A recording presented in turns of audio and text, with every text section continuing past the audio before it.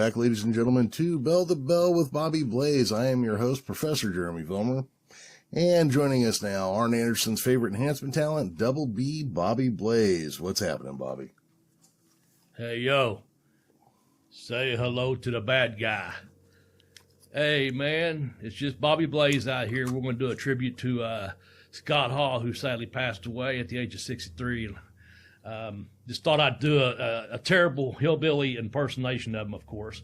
But how about let's do a podcast on Scott today? Yeah, I think that sounds like a fine idea. Yeah, you had asked me whatever day it was too soon, and I was like, maybe. But then I'd seen, several other YouTube and other podcasts had mentioned him in the past week, and I thought, well, we better go ahead and run with ours and put that in there because it's a very interesting topic of a very talented man. Yeah. Talented wrestler, so. Well, and I didn't we'll want jump back to that in a minute if you want. Yeah, and I didn't want to seem exploitative, but, if there's a time to do it, because we are running down a clock, so if there's a time to do it, it's probably now. Yeah. And instead of doing a top 10, because we didn't really collaborate, we'll just go off some different things, that memories, and I got a couple shared stories, and, everything will be cool about it. Did want to start off with some things outside the Scott Hall news, of course. Did you hear about Big E breaking his neck, I guess, in 2 places, man? Yeah, I did. I heard about that, and I've seen where he's been posting some, I don't know if they were TikToks or on Twitter or whatever, but it's him like running around with his whatever that neck brace is, those really strict ones, but it's singing songs and stuff, trying to keep busy.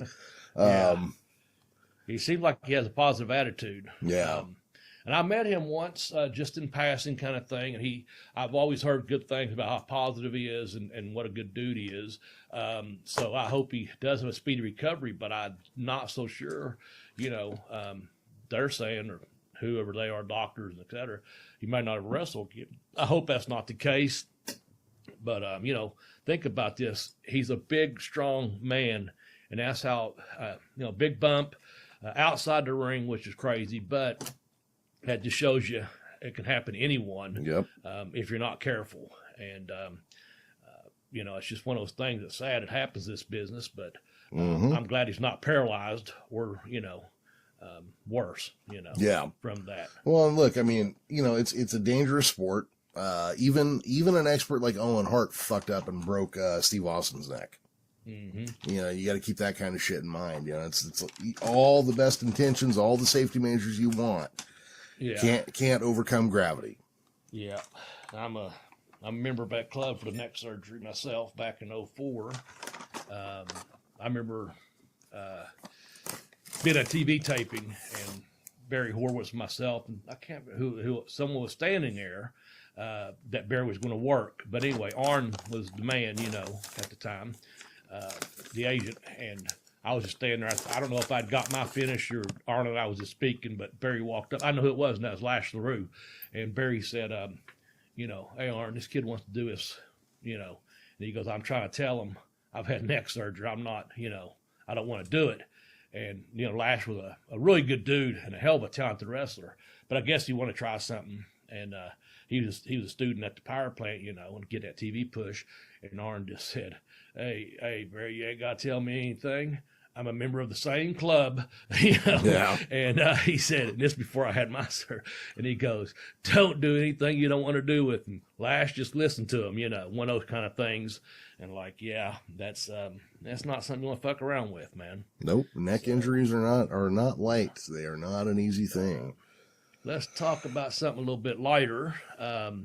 Have you heard anything about Toni Storm starting her OnlyFans page? Because I've told you for years, you brought it up, you never did start our Oli. It was you wanted to start OnlyFans. OnlyFans, yeah. And it was either Sean or Adam or one of those guys who said that the perfect companion site to that would be Arnhub. That'd be great, man. Great. But no, so Toni Storm, she's, she asked for her release about 3 months ago. From my understanding, the 90-day clause is up in about a week. But I don't know that she's going to be seeking employment with the wrestling company, or if she does, she can be very selective as to who she works for, because she started her club as 1995. In the first hour, she had like 1,650, or the whole time she had 1,650 subscribers. But in the first hour, she broke $10,000 mark. And for the day, with that many subscribers, you do the math, and it was like $33,000 for the day's work, you know. Oh, yeah. Someone reported it was a half a day, and someone reported it was an 11-hour day. Either way, she made the wages of what some people are lucky enough to make, you know. She did it one day. Yeah. What they make in a year. Well, I'm not so sure what she's doing nudity-wise or not, but from what I understand, it's just like some of them are pictures of just, you know, older promo type pictures and stuff like that that's never been seen. I don't know. What I read on Twitter, somebody wrote, Tony Storm just made, and I can't remember what dollar amount or whatever they said, or has thousands of guys paying $20 a month to see pictures that divas used to give away for free in 2001. Yeah. You know, yeah, something like that. That's what I'd read. Okay. I read that somewhere, but like OnlyFans, I think OnlyFans, I think is a great way for women to, you know, or for anybody really, but it's women who are really taking advantage of it. They've got a platform, they've got an audience, people are willing to pay to see whatever they're doing. They're not being exploited, or hopefully not being exploited by somebody else doing it all of their own free will. Right. And they can really take ownership of, you know, hey, I've got this and it's this much to see it. The thing that bothers me is just like every other platform, you know, Bobby, you and I, we podcast, we're small time entertainers. And then guys like Joe fucking Rogan come in and get $100 million a year contract, even though they could have a TV show and they could do all this other shit, but instead they decide to come play in our yard, you know? Yeah, well. And so what happened, like, that OnlyFans, that Bella Thorne signed up one day and apparently made $1 million in 24 hours or something. Yeah, I think so. And then didn't even show her tits, even though she was promising to do fully nude. And what it did was so many people asked for their money back that OnlyFans put all these other things in place that are going to hurt small independent people who are using this platform. Yeah. You know, it's not going to hurt Bella Thorne. She's got millions of dollars already. Yeah. I've got you. I follow what you're saying. Yeah. I'll go back and say this too. You know, Tony Storm can do what she wants to.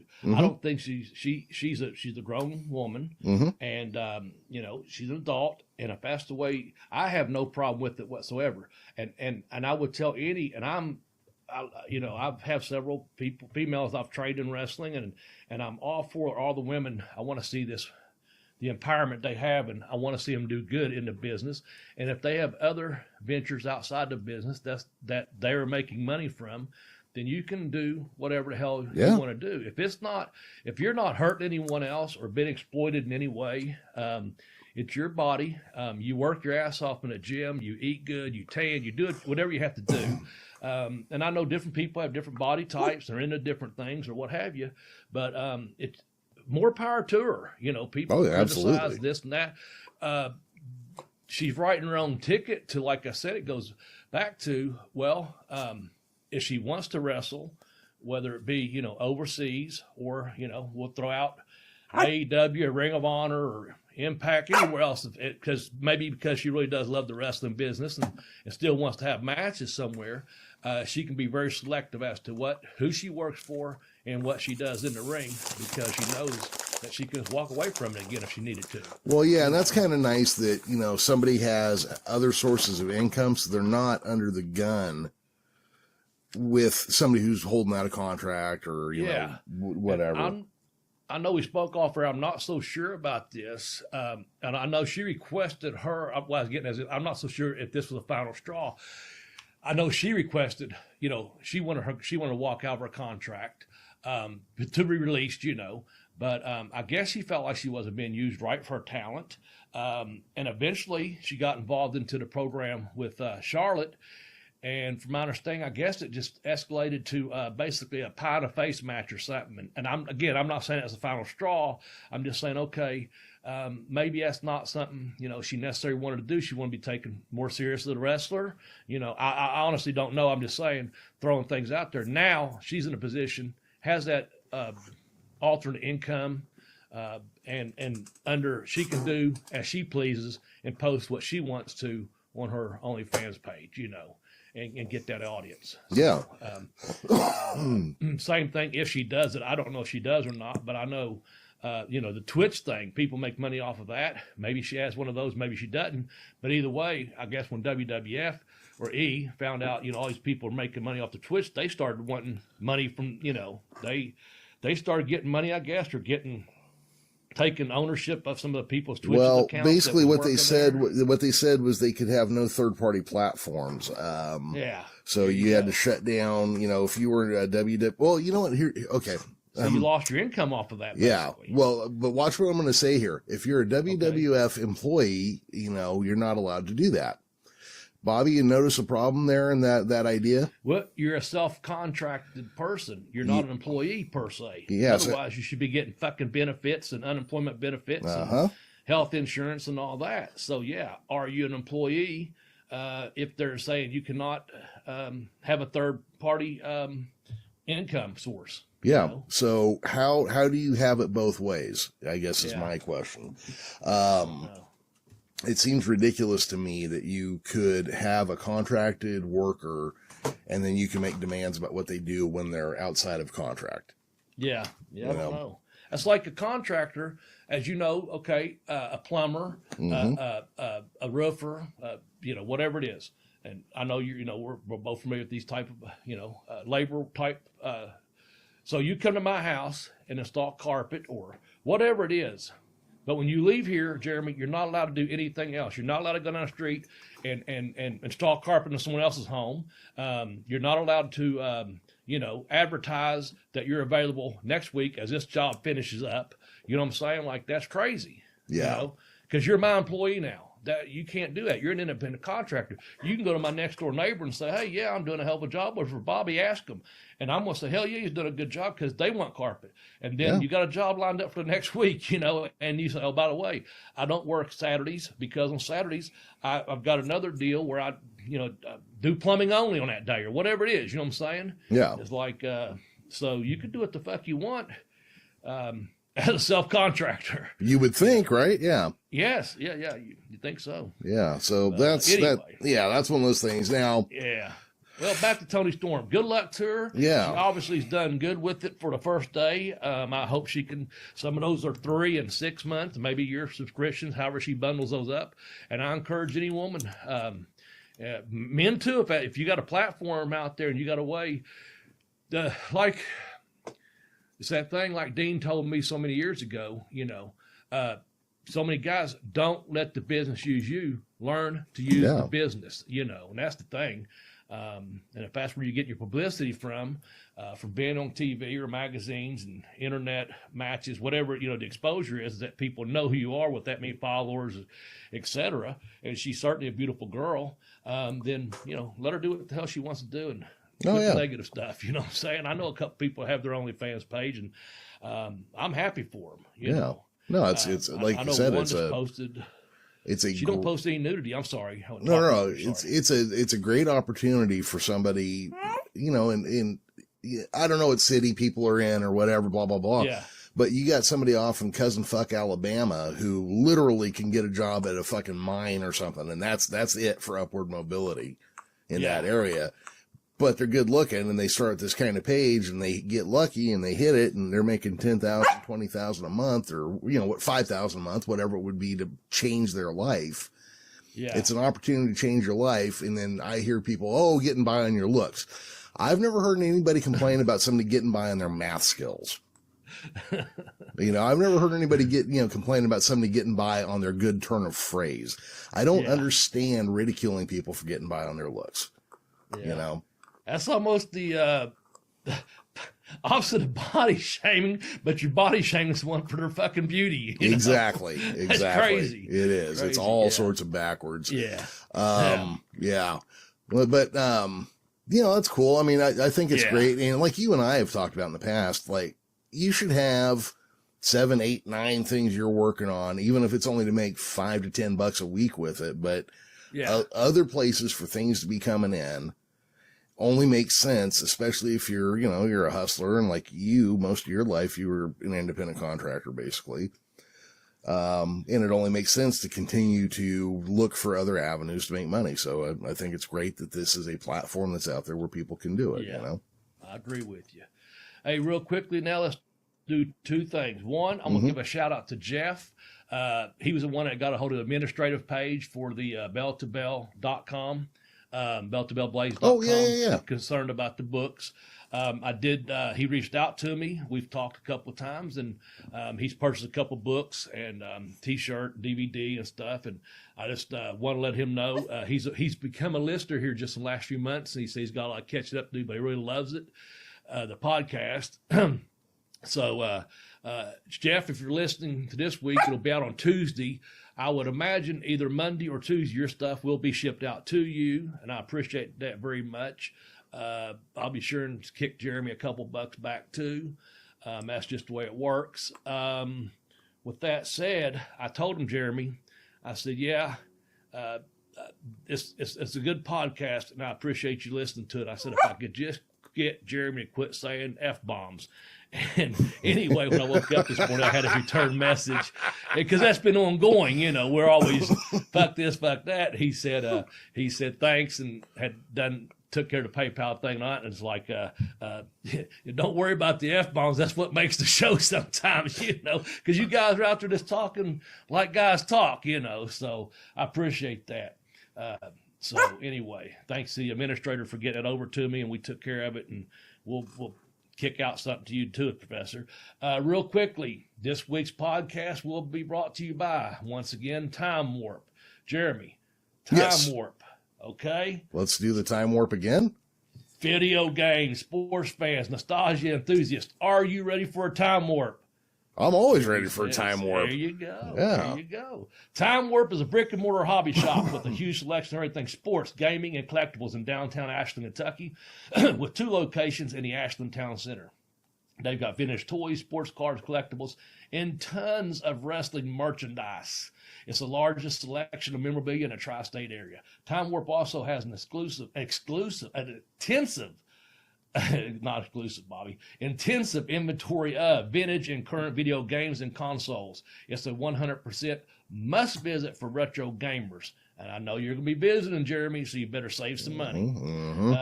Time Warp buys your collectibles daily or open 7 days a week, 363 days a year, because they're only closed on Thanksgiving or Christmas. Check them out at their Facebook page at Time Warp Ashland. Thank you, Earl. Thank you, Time Warp. They've been really good to me and a lot of people. And I'll mention them later on about a show they're going to have sponsored towards the end of the podcast. But you going to come down here and visit that place or not? Oh yeah. Okay. I got to get to and from Greece before then, and hopefully there's no nuclear war. Because my mom's been calling, all right, you're canceling your trip to Greece, right? And I'm like, no. She's, but there could be a nuclear war. I'm like, that's why I better hurry up and go, huh? If they're going to blow Athens off the face of the planet, I better see it now. Yeah, there you go. Fuck. I hope you have a good trip when you do go. Oh, thank you. I should. It's going to be 2 days in New York, 9 days in Greece, and then a night in New York when we head back. Yeah. I don't see outside of a nuclear war being mugged. I don't really see a way for it to go bad. There you go. Yeah. There you go. All right, well, let's talk about Scott Hall. How about that? We'll take a break about midway through and talk about some books and stuff. But in the meantime, Big Scott Hall, I'm just going to throw this out there, and then we'll back up from here what we talked about. I remember him from back when. Everyone does, of course. I knew him, met him a time or two in Florida when I lived down there. And I'm just going to throw this out. We'll reverse back from that or go forward. The Diamond Stud, remember that? Yes. So I just kind of want to give a starting point. That's kind of a midway point we can kind of start with and go either way. So yeah, well, we can go back because I've got a new coworker, and he's a 29-year-old kid, so right about my kid's age. And he was a big, like when he was a little kid, he was a big pro wrestling fan. So he knew who Scott Hall was. So we were sitting there talking about it. Cause they hadn't announced that he had passed away yet, but they said that the family was talking about taking him off life support. Right. And that usually means you're not getting better. So I pull up this picture of Scott Hall with the Indian style arm braces that he used to wear in the AWA, and he's got the big floofy hair, and he looks like a Magnum TA clone almost. Right. And I was like, showed him that picture, and I go, that's what Scott Hall looked like when I first saw him. He goes, holy shit! I was like, yeah, little different, huh? Yeah. He was tag partners with Kurt Hennig when I first saw him. Yes, me too. I met him down in Florida. I'd go to the Sundays. They ran the Eddie Graham Sportatorium, and I was just going down there on weekends to Tampa to train son, so I lived up in the Orlando area. But apparently he was in a supermarket and ran into Barry Windham, and big strong guy, of course, and they started talking, and Barry said, what do you do? And he said, well, I'm, kind of in your business, trying to get into it. And this is, time Barry was, huge in Florida at the time, anyway. And he goes, well, who's training? And he goes, well, I'm training with Hiro Matsuda. And Barry said, fuck that, man. He said, all he's going to have you doing is Hindu squats and push-ups all the damn time, for a six-pack of beer. He said, be over to the Sportatorium tomorrow at a certain time. And so I guess he went over there the next day on a Sunday or something, and I guess Kearns and Wyndham and whoever else was there at the office that time, they started pushing him along, get some in the ring training. I think he said it's an old interview, the first time he was suplexed. But when I heard about him too, it's kind of funny. I knew a guy that ran some nightclubs in Florida, and I hadn't moved down there yet. But anyway, he was telling me about this wrestler that worked for him sometimes at the door, and he said, man, this guy fucking wrestles alligators. He's Big Scott Hall, And I'm like, okay, this is way back when, again, just, someone tell me. Just because I actually didn't know the guy that really well. I knew one of his bartenders very well. And he was going to be a roommate of mine at the time. And he was like, yeah, you all the more reason to come down here. I know Scott Hall. And I'm like, okay, but anyway, speaking of that bartender, this has been about 10 years ago, I guess.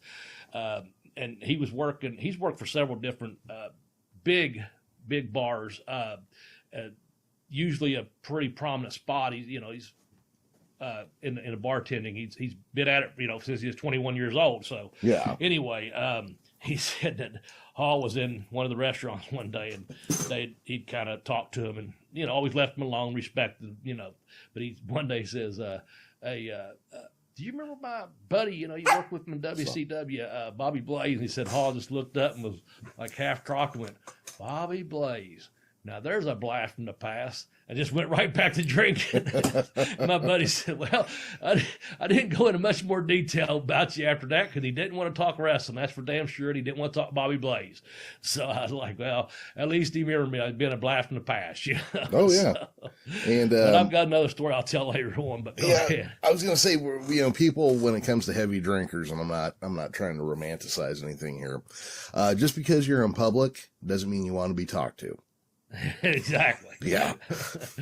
So let's throw out some different things here. So we went back to AWA, being a champion, Diamond Stud. Of course, I'm just going to throw this out.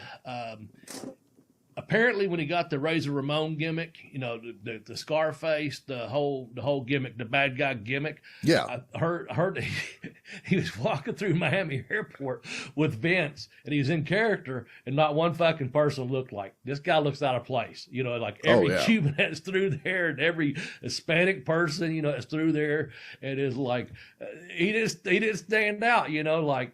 You would think that guy, as big as he is, like you said, he's 6'6", 6'7", at 275, and he's walking around with that fucking gimmick. Big dude, yeah. Yeah. And no sold it through the whole fucking airport, he said. Like, is this shit going to get over or what? But of course it did. Yeah. But I always liked that gimmick. And the one thing I remember about really cool, I thought, was a friend of mine who used to work at the Malenkos, she's passed away now, named Phyllis Lee.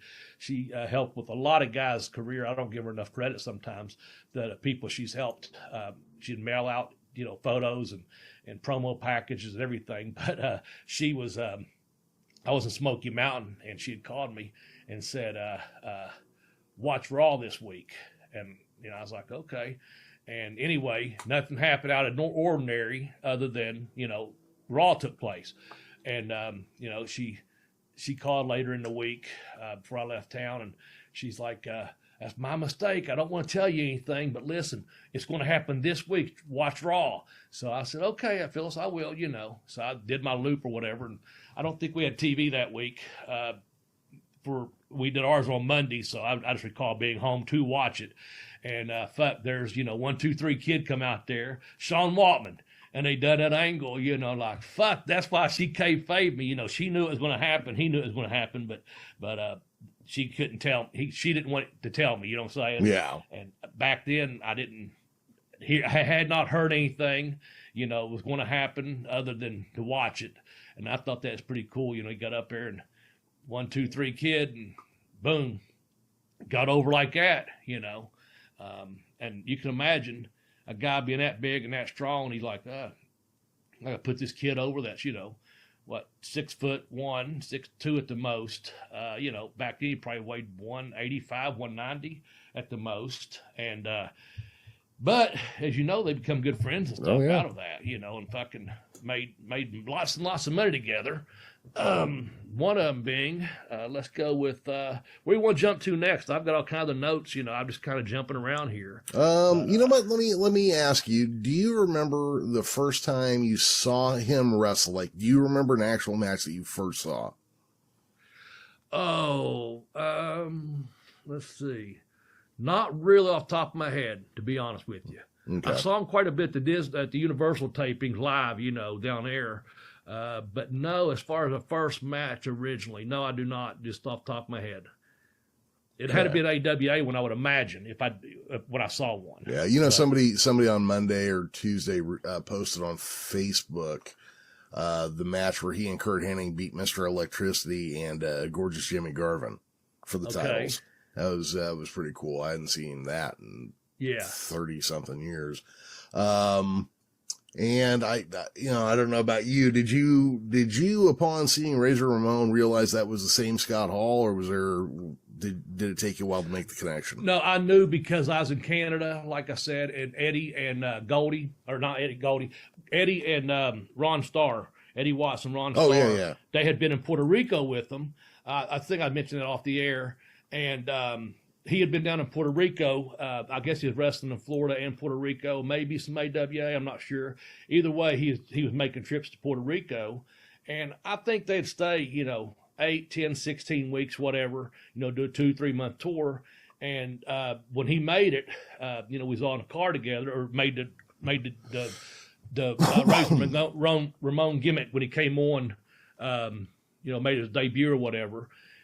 And they were like, man, they're so happy for him because it's talking about what a good dude he was. They loved when he come down to Florida, or down to Puerto Rico rather, hung out with them, made the towns. And they said one of the things was, and this is typical Ron Starr, because he really had a good mind for the business. But he was telling them, Eddie Watts was like 5 foot, as Eddie would say, I'm 5 foot fuck all and 200 pounds, and so he was a smaller guy, but very, very strong and very well built. And Ron was just, at that point, he was, grizzled veteran, and he'd have to tell him, like, man, he'd be down there giving stuff to the Puerto Rican wrestlers and stuff, and they'd be like, no, meaning moves and taking moves for them. Yeah. And they'd be like, dude, you're being too kind. You're a big, strong guy. Get your shit in. Don't sell this for this guy. Don't do this for this guy, and get your big stuff in. And when you get it in, like, don't let someone kick out of whatever he was using for a finish at that time, one of his bigger moves. They like, this is a finish. This is not don't let a guy kick out when you do this. And I don't even know what the example was. It wasn't a Razor's Edge, obviously. Yeah. But it was something, and they're like, Bulldog, probably. They're just so glad that, he made it. And, to WWF, and also that he's, hopefully they said, he's going to work big. That's what they said. Mm-hmm. And certainly he did. He worked big, Yep. So, and one thing I know you learned is never take a big guy off their feet. Right. Yeah. I learned that in Canada. People want to see them. You got to stay. Mm-hmm. They got to stay in big, stay strong up there. Top rope, and that's it. They're going to bend over a cell for you. That's about it. And I had that big 7-footer Robert up there, that Acadian Giant, and took him down, and what's his name? Carl. Draw the last name there. Wore the patch on his eye. Fucking. Anyway. Was it? No. Old timer. Oh, Anyway, okay, he was telling me in the locker room about that, smart me up about it. Like, hey, this guy's 7 foot tall, legit. Don't put him down there. You're 6'1" or 6'2", whatever you are. Stay up there and sell for him. But when you do something to him, make sure he's still up on his feet. Selling across the ring, across the ropes, little things like that. Turnbuckle, but not down on the mat. Like, okay. And I'll think of his name later on, about 3 o'clock in the morning, probably. Wake up. Yeah, I do that sometimes. But, yeah. So with that said, let's go to this right here. Of course, part of DX. That was look at that whole deal. From Razor Ramon. Well, he's still, Razor, but still. What about this? I'm just going to throw this out there. A curtain call. What did you think about that, or after the fact, or did you think of anything at the time, or? Well, I didn't know about it at the time. That happened during one of those points where I wasn't paying attention to the WWF at all. Mm-hmm. And it was one of those things I heard about later, and it is somewhere between, I don't know, it was kind of a nice moment for them, but it kind of fucked with the audience, and other people paid the price for it in the long term. You worked the business. What were your feelings about it?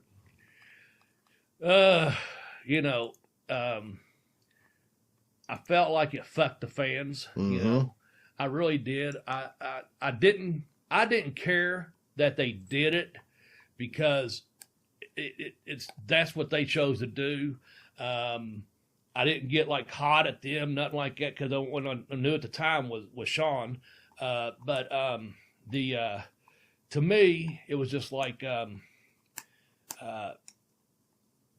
glad I wasn't a part of that show, but when I saw it and heard about it and this and that, I just was like, fuck it. I just like, fuck them guys. I was like, fuck it, people know what the fuck they're doing, and they know what the fuck they're doing.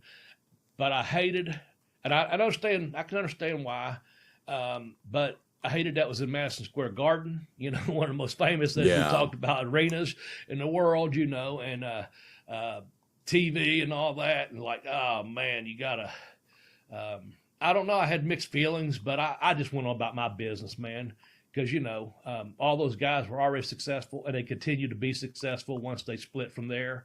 And fans in wrestling, they can be so demanding and not so forgiving at times. But most of the time, the wrestling fans, you'll find, they're very, very forgiving and very short-term forgetful as far as if you're doing an angle or moving on. You know what I'm saying? Now, they'll remember something like we do from 20 or 30 years ago, and that, because we're fans as well. But also it's like, I know that guy.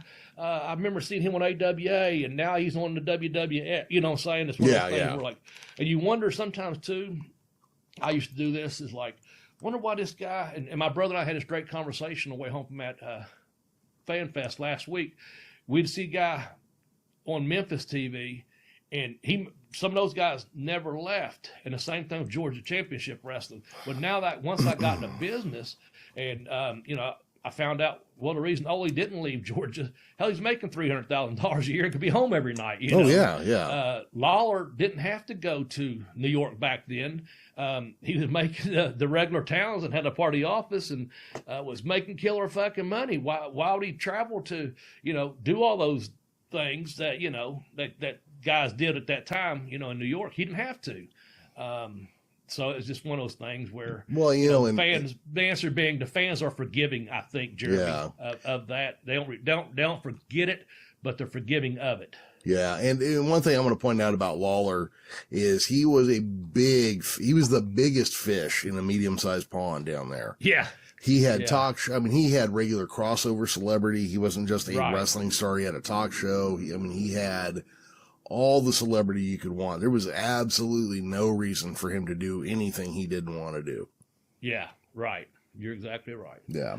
But anyway. Well, let me ask you this. So, I'm probably putting the cart out before the horse here, One of the things I keep seeing on Facebook this week is that, and they say this about everybody when they pass away, you know, so here's a guy who never got to be world champion, but should have. Do you think Scott Hall would have made a good world champion somewhere?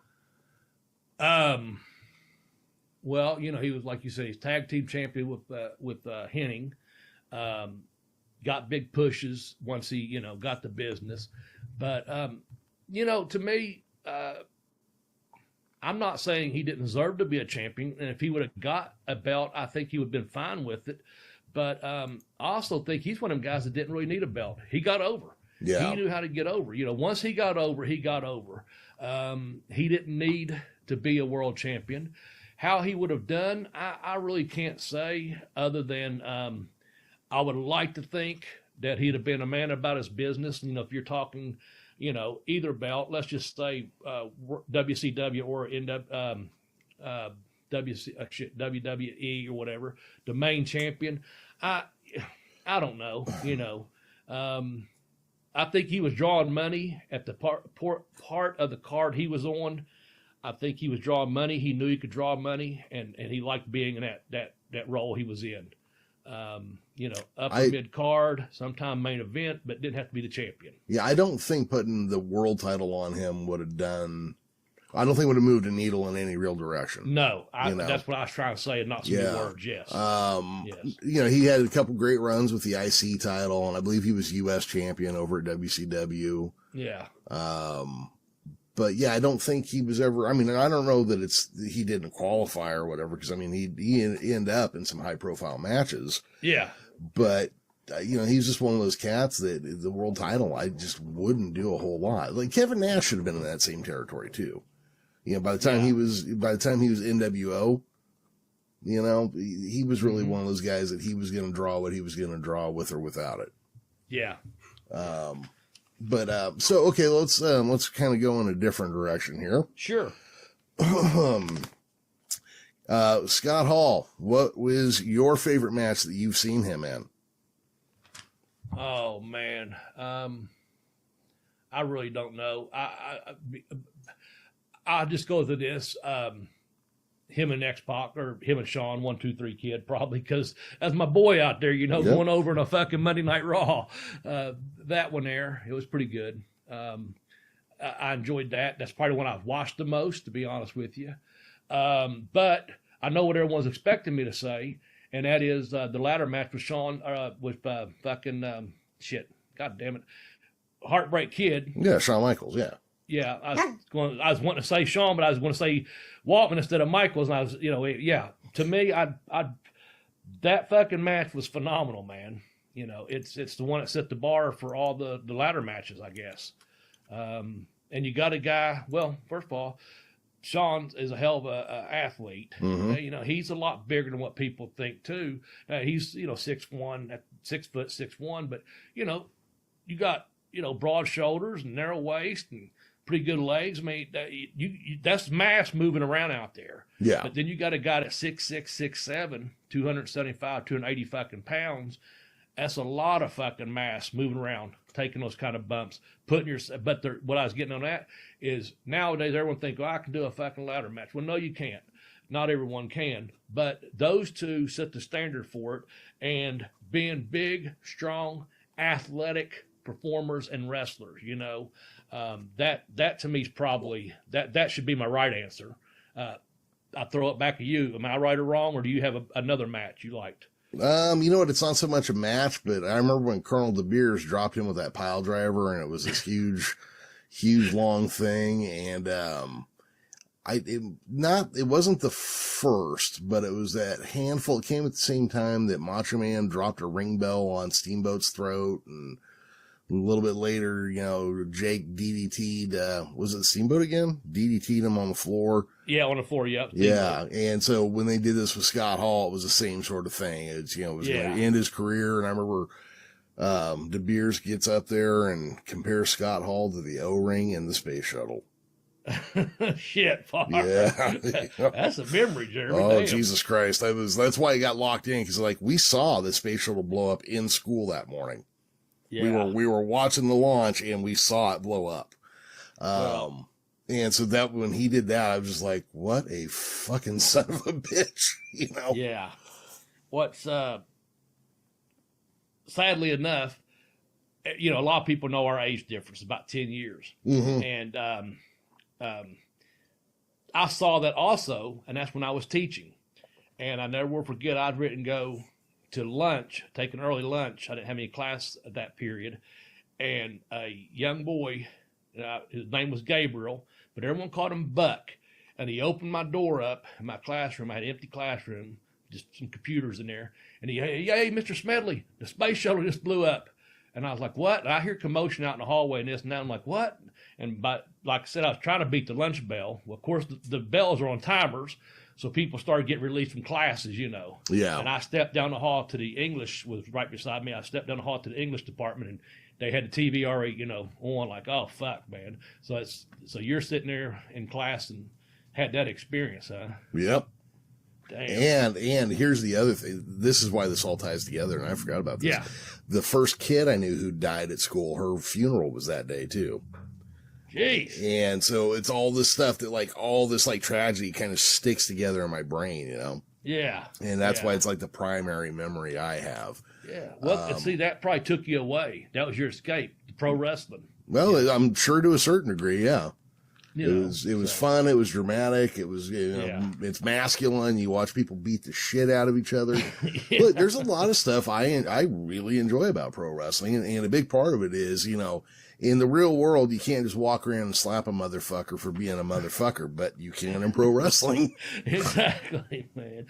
Exactly. All right. So we'll move past the curtain call and DX and stuff. And, I could say, you know, well, we'll go to, another, it wasn't necessarily a match, of course, is when the Outsiders showed up and was it a power bomb on Eric Bischoff, I guess, threw him through the table or what have you. So we'll get to all that happens, you know, the NWO, etc. But when I was working for WCW, I'm heading down. I think I was in Atlanta I know I was in Atlanta heading south. I'm just not sure where we was doing TV at. Maybe Columbus, Georgia, or somewhere south of Atlanta. I'm in my little rent-a-car, you know, and this big Cadillac passed me, and it's fucking Scott Hall, and he's by himself. And he just looks over like, it honestly gives you the, hey, yo, you know, kind of look. And I can see him today, seriously. You know, he's sitting there, and he's just grinning over at me, and gives me the office, like, you know, and he just zooms by. He's fucking just killing it on speed. And I'm like, fuck, man. I just start cracking up because I've passed people out there on the road and they've passed. You just have it's a weird feeling, I guess. It's like, you know, someone, you know, I mean, my brother and I think my youngest was with us. We were coming back from Cincinnati one time, and this truck pulled up beside us and passed us just a little bit. And I was like, fuck, that girl's good looking. I pull up her. I was telling my brother. And then some girl we knew from Ashland actually heading home from Cincinnati as well. It's just one of those crazy things. You know what I'm saying? You're like, holy fuck, where are you coming from? I'm from Cincinnati. So are we, you know, whatever it was. It's one of those crazy things. But anyway, yeah. So he passes me. I'm like, get down the road there. I don't know how many exits I go. And I said, well, you know, time to, you know, got catering. So I ain't worried about food. So I'm probably it's just a piss break and pick up a can of soda or something, or water or what have you. So I go into the store, do my business, whatever it was. And I get to the counter, and from the back of the store, near the beer cave, I hear, hey, yo, Bobby. I turn around. Well, I guess he'd been back there. I didn't see him because I just, you know, beer caves usually in the back, you know. Yeah. And so he's standing back here. I turn around, I look, and there's a couple people in town, in the store, rather. Let's see, it's without being racist here. Southern town, and African Americans were in the store, basically. Yeah. And Scott Hall and myself, okay? Okay. I'm about second in line, so I'm like in between two people, so I'm like the Oreo cookie, you know what I'm saying? So we're in line to pay. I turn around and look, and I'm like, just start smiling. He goes, Bobby. And I'm like, yeah. And he goes, you going down there? And of course, I say, down where? Man, he does me the cross. He goes, down there. And man, there was a guy in front of me, a guy behind me, and a cashier, and we all started fucking busting up laughing, man. I mean, it was hilarious. You know what I'm saying? It's like just a little country store, just, you know, I get, so anyway, they're laughing, I'm laughing, I pay, I get the fuck out of there. I'm half-ass embarrassed, but I'm also just laughing my ass off. They're laughing. I get in the car and go. Last I saw him, he was there at the beer cave. So I go down the road, and of course, here comes this big fucking Cadillac, you know, about 3 miles in, just boom, looks over at, gives me the office like, I got you motherfucker. So, by this time, you know, so a couple hours, whatever it was, an hour and a half goes by, 2 hours, whatever. I get to the building, and I'm sitting there eating and catering by myself. I mean, I'm like Virgil at this time. I don't know why. I usually had someone to eat with or whatever, but this particular day, I was sitting at a table, minding my own fucking business, sitting there eating, and here comes Scott Hall. Hey, Bobby, is that seat taken? There's no one around me for 25 fucking feet. I go, no, man, it's all you. It's got your name on it. He goes, you care if I eat with you? I said, not at all, man. Well, I'm trying not to laugh because of the thing happened at the gas station. Yeah. And he sits there and he starts taking a couple bites. He looks over at me and goes, got you, didn't I? I go, fuck. I go, God damn it, that's funny, Scott. You know, just one of those rare things that real funny that happens in your life. And I can say, yeah, it happens, you know. Oh, yeah. So it's just so fucking crazy. We sit there and ate, and I think, honest to goodness, I think we talked about a couple people from Florida, a couple places we knew, you know, because and we sit there and bullshitted and just had that moment like, you know, it's funnier than fuck. So I guess the only thing that would have been funnier is if some of the boys were around and would have seen it, you know, and they said, man, he got you good. And I don't like, but they didn't. But I think what makes it even more funnier is just the people that were in the store fucking bought it too, you know. No, but see, that would have been the killer, because, you know, especially at that time, they all knew who the fuck that was. You know what I mean? Yeah. Because, you know, I mean, there's different points in history. You could be standing in a store and two pro wrestlers and nobody knows who you are. Yeah. But that was Scott Hall. Everybody there knew who that was. Yeah. You know, I had the long hair and the mullet, and like I said, I'm the only white guy. But I've been in that only white guy situation before, so I was just like, I didn't feel threatened. I was like, just hanging out here, I'm getting a soda or whatever. It's all good, you know what I'm saying? Yeah. Guys was getting some lottery or some smokes or whatever they was doing. It was just one of those things. But man, they wasn't like looking at me going like, hey, aren't you on TV? Aren't you about nothing like that? But they said, hey, Bobby. Of course, everyone looks to the back of the store because the way he said it is like, you know that voice. You know what I'm saying? Yeah. And I turn around and go, yeah. And then they're looking like, what the fuck's going on now? You know, oh, fuck, they know that Scott Hall, like you said. You know, they know who the fuck he is. And what's he want? This guy named Bobby.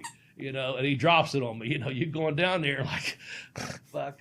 I didn't do it to fall for it. I legitimately, I said, down where? You know, because I'm thinking down where? Columbus, Georgia? Macon? Where are we going down to, Scott? And he goes, down there. And he cross shot at me. Like, boom. That's funny. Yeah. Oh, but man. That's a good time. You know, I think that's just one of the things I wanted to put out there. You know, one of the things I wanted to ask about, and you probably won't know, or, you know, I don't know, but I did see a lot of, on the day that it was announced, and it was before he was dead. So, I mean, before anybody really should have been, a lot of people were already, you know, making him a saint. And then other people like hey, with all the shit he did, you know, don't go making him holier than holy. Now, I know he stepped on some people's careers and shit, but that was just by virtue of being in the group that he was in. Yeah. Have you ever heard of him doing anything particularly despicable? No. Yeah. Okay. I'm not just saying that. I don't know personally that, like I said, man, I treated people like they treated me, and we was all respectful to each other. We had a little bit of a Florida connection. That was that. And to get ribbed like that was really cool, you know. But as far as that goes, I didn't stick around the gossip mill too much anyway. I had no business. It's not my deal. And I never heard anything, honestly, you know. I can't speak for like when I was in WWE or WF at the time, whatever. I don't, know what happened there. I wasn't there. As far as when we worked together there, Like I said, there's been shows I've been on, and I can't remember all his matches and the stuff they done. I'm just saying, it's just, but I never heard him, I never heard him bitching and complaining to around me. Now he may have behind closed doors, but I'm talking about out in, catering and out in dressing rooms and stuff like that. Now I never heard anything like, fuck that guy, or, anything like that. That's, he done his own thing, as did most of us. And again, I can't say what they did, in another locker room or behind closed doors or whatever, because I wasn't there, Yeah. He didn't hold me back. I wasn't in a position, I wasn't on the same level of card he was. But the thing about it was, he knew I knew Sean very good. And, referring back to that match, he sure as hell helped one of my friends out get a push, you know what I'm saying? Mm-hmm. So, again, just by guilt by association, sometimes I'd heard that, you're around a certain group of individuals and one acts this way, next thing you know, it's that herd mentality. Maybe you start acting that way or whatever. That's just the rumor mill of New York, whatever. But nah, I have nothing to, in regards to that. Well, yeah, but that's just the birds of a feather kind of thing, You're you're, just by virtue of being friends with the people you're friends with. I mean, you yourself don't even have to act like an asshole. Just a couple other people do, and you're lumped right in, Yeah. And again, it's one of those things where, he had certain demons, and we know that.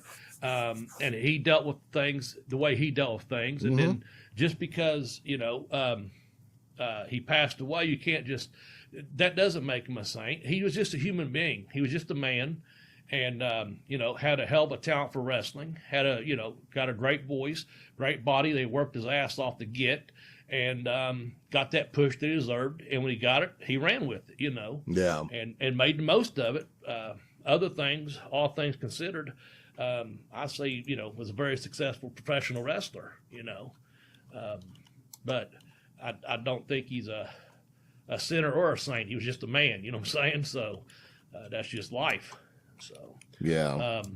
Let me read this real quickly if you don't care. Yeah. On I mentioned Time Warp earlier. I'll get to that in a second. But on April let me see here. I think it's April the 9th, Jeremy. I'm going to be going to ASW, All-Star Wrestling in West Virginia, in Madison, West Virginia. And I am going to be the promoter. Gary Dameron asked me, and I got chills when I tell you this. Was almost crying the night he sent me the message and asking me this. And I'm doing this with great honor. I'm inducting Tracy Smothers into ASW Hall of Fame at night. They've got an action-packed card. They've got several other people, including Nate Bush, is going to go into the Hall of Fame that same day. I don't know who's inducting him, but I wanted to put that out there. It's going to be a big show. It's an anniversary show. I won't go into detail who all's there, man. Just go check out ASW All-Star Wrestling, Madison, West Virginia, April 9th. And again, I'm so happy to be a part of that.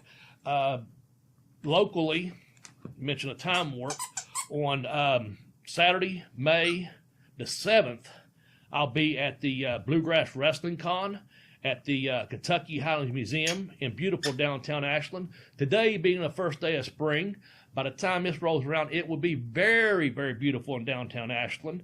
It's that building that Magnum said, hey, who would have thought a building of this size would hold this many people and be in a small town like Ashland, Kentucky. But the Time Warp and FTC, I mentioned Earl, also need to mention Joe, the wrestling agent with FTC. But they've got Ricky Steamboat, Sergeant Slaughter, Buff Bagwell, Shane Douglas, myself, and the Mouth of the South, Jimmy Hart coming. Now, there will be other people there from other events. Anyway, I was just putting a plug out there for, Saturday, May the 7th there. But I know we're about ready to wrap up our Scott Hall conversation.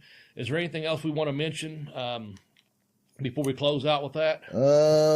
Let's see here. Just that him showing up on WCW the night that he showed up by himself and came out of the crowd might be the last big thing that ever really happened in pro wrestling. Oh, man. You believe so, huh? Well, because look at it this way. It changed it, didn't it? It did. It changed it. And since then, the internet and everything and kayfabe is completely dead. I don't know that you can ever outdo that. Because if you think about it, the last time people were convinced pro wrestling was really, really, really real was that NWO shit. Yeah.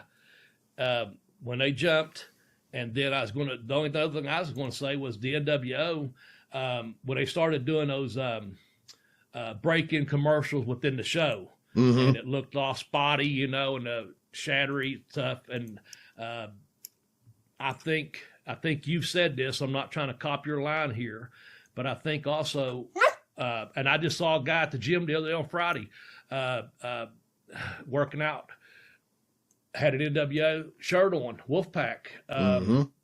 Those T-shirts really changed. People started, what do you say? That's when wrestling T-shirts were cool. Yeah. So, those commercials come on. But, yeah, you might be right on that, man. The last big thing about... that kid at work the other day asked me, he was like, hey, so when when Scott Hall, it was Scott Hall. When Scott Hall used that stun gun on Goldberg, was that real? And I was like, no, man, you shit your pants when you get hit with a stun gun. Yeah. I don't know, but I know the money's real, right? The money's real, Hall would answer, and Goldberg probably say the same thing. Yep. Well, of course, what Bobby Heenan said was true. They killed the golden goose. But let me also give a book plug, Jeremy, real quick. Yes. Okay. 2 books out there, folks, for all you wrestling fans. Jeff, you got a couple coming your way if you're still with us after that brief delay I had on us for the internet connection there, Jeremy. Pin Me, Pay Me, Have Boots Will Travel. That was my first book. It's got over 130, I think it's 131, 132 reviews. Averaging out, it's about a 4.5 on Amazon. You can get that book if you go to tinyurl.com/blazebook1. My second book is called I Kicked Out on 2, The Education of a Wrestler. You can get that book by going to tinyurl.com/blazebook2. So check those out over on Amazon. If you're an email or e-reader preference, they're both available with a couple other short stories on the site, easy to download if you just want the e-version of those books. But if you'd like to have a book like I do, I just finished up the Tracy Smothers book. Thank you, John Cosper. I'll be seeing him real soon as well. That's John Cosper, not Tracy. So he's the author of Tracy Smothers book. Let me give that quick plug here. He's the one that wrote the Chris Candido book with Johnny Candido. Yeah. But it's Tracy Smothers and John Cosper, and it's called I'm Barely Alive Now. And if you don't buy this book, everybody dies. So John sent that out to me, and exactly, it's got Tracy wrestling a bear on the front of it. But John was kind enough. I texted him on a Monday. He had me a book at my house by 9:00 on Wednesday morning. And I took the time to kind of go through it and pick out some things just to make sure I had some of my facts right. And, of course, I got me plenty of Tracy stories. In fact, in my second book, I Kicked Out on 2, Education Wrestler, I personally have a message in there for Tracy. I did him, the Rock and Roll Express, several other people. So, again, just a quick plug for my books. Go to tinyurl.com/blazebook1 for Pin Me, Pay Me, Have Boots for Travel, or also tinyurl.com/blazebook2 for I Kicked Out on 2, The Education of a Wrestler. So yeah, you got a little laugh out of that, huh? Yes, I did. Yes, I did. There's a couple of things. There are a couple things like that. If I hear any booing, I'm out of here. Yeah. Well, he says the Tracy sucks. If get the microphone and say, if I hear one more person say Tracy sucks, I'll leave the bill. I'll get my helicopter and get out of here. Yep. And he'd say something, and it'd be like, people, getting the heat going or whatever. And he'd say, but I dare someone to say Bobby Blaze is cool or Bobby Blaze is number 1 or something. And I'll be damned, they don't start chanting that. So there's no more Tracy sucks. So they don't leave the building, but they're chanting Bobby, go. Okay. And guess what? Nobody dies. That's what Tracy would say. As Tracy would say, and nobody died. Yeah. So. there is, I think that is such a lost art, that being able to get the crowd to out loud act the way you want. Like they used to be able, promoters, they could throw 5 guys in the ring, and tonight so-and-so is going to have to wrestle one of these guys, but it's going to be up to the crowd. The promoter already knows who they need to win. Yeah. And they know how to get the reaction out of the crowd. You have the guy start acting like a chicken shit. And you start, Tracy being able to get the crowd to go along with that. It's just. Oh, yeah. Yeah. You ever heard of the Miser? You know what I'm talking about? The Macho Man, Randy Savage's dad, and Lenny Popo's dad. Well, ICW used to come, and here was the greatest gimmick they did, man. They had these just on regular paper, copy paper, for 25 cents each, 8x10s, okay? Mm-hmm. And they always had, nice pictures for sale, or nicer ones, I should say. And Laney was in charge of this, I later found out. They had grab bags and mystery bag, all those things. But they had these pictures of what's say, Hustler Rip Rogers. Yeah. And they say, okay, I dare you. And Hustler to get up there and talk, and I'm just using him as an example. He said, I dare you. You know what? I hate Rip Rogers so bad. I want everyone right now go over and buy one of his pictures and rip it up. And fucking, we'd run over. It's the junior high, kids 6th, 7th, 8th grade, 9th grade. We'd run over, fucking lay a quarter down, get one of them fucking papers. We'd wad them up and fucking throw them in a ring. People would rip them. But I mean, they're a quarter a piece. But I bet you they made $10 easy. You know what I'm saying? In quarters. But the thing was, we was being fucking manipulated. Because the baby face or the heel would say, "I dare you to go over and fucking buy Leaping Lanny's picture," or whatever it is. You fucking, it's just crazy shit, it gets you involved. It's a lost art too. I mean, I don't even know the last time I saw them do that anywhere, but but Tracy was really good about that. He'd get people and his dance off. If you ever see him dance, it's really funny. He'd do the dance off of people. So these are just some things I, just trying to had on my mind this week, for what I've got to, start writing a speech for. And, hopefully, I'll do bullet points and talk is what my goal will be, because I'm not going to sit there and read something word for word. Right. I don't read so good anyway, So, anyway. God damn it, I almost choked on that one. Wrapped up before we get out of here. I can't remember if I've said this on the show or not, but because they both come up tonight, I feel like I kind of have to bring it up. It's Nate Bush. One day he texts me and, "Hey man, you busy? You got a minute?" Yeah. So he calls me up and we're talking for a few minutes, and I'm not, Bobby, you talk to me on the phone as much as fucking anybody has. Yeah. And, I'll talk for a bit, and then when I'm done, I'm just kind of, all right, So Nate's, bringing up this, that, and hey man, so, what's up? What's going on? He's, well, I miss Tracy Smothers. That's like, holy shit. Oh, that is like one of those things that I still think of, and it just brings a big ass smile to my face, There you go, man. And both of them had a way of doing that. Yeah. So. That's good, man. All right. So R.I.P. Scott Hall. We mean that most sincerely. I hope everyone took everything we said just as it was meant. Just, we try to pay some respect to a fallen professional wrestler, a fellow brother, and, a man that done something good with his life at some point and took what he had and made the most of it, Mm-hmm. This is one of those things, my life has been affected by addiction as much as anybody's, and I don't want to glamorize it, but I'm also not going to stigmatize it. Look, lots of people have problems with drugs and alcohol, and he had an incident that would be hard to let go of. Mm-hmm. So, this is just some shit that happens, guys. And, if you do feel like you're struggling with some substance, there are places you can ask for help. You can start with your insurance company through work, but there's also phone numbers you can go look up. Addiction is not a romantic thing to put up with. And it's not like, something you have to ignore. You can get help if you want. And that's as far into that as I'm going to go. I respect that, Jeremy, and I know we've talked about it on this program before, and I like what you said, and I'm going to leave it at that as well. That's very respectful, and that's very kind of you get that in on this podcast.